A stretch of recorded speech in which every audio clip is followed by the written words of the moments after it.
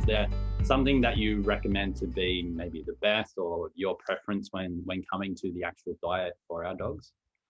So always like whole real food, right? The less processed will be better. So if your pet can tolerate a raw food diet and it's done right, that will be the best for them.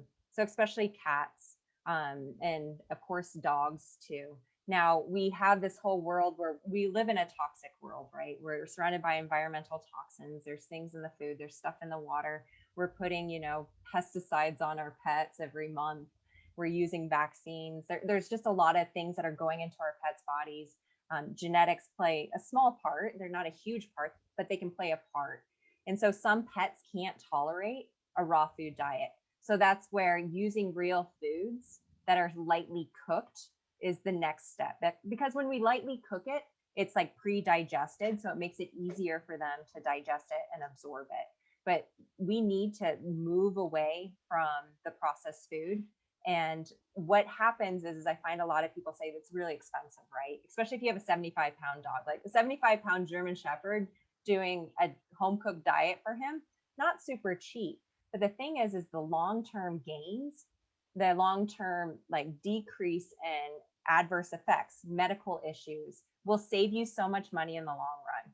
Like Finn and his brain tumor, I mean, we spent probably $20,000 on that dog over the last year of his life. Thank goodness for pet insurance. But it's one of those things like if I had known what I know now, I would have started Finn as a puppy, 12 years ago on a raw food diet. I would have limited the flea and tick preventatives. I would have done more vaccine titers, and he wasn't super over vaccinated, but I could have done less. And I look at all of that, and that's where I provide a lot of education for pet parents because I don't want them to make the same mistakes I made because I wish Finn had another 5 years with me. And so I think that's really important for, start with what you can. Like I mentioned at the start, it's just adding in real food like 3 times a week.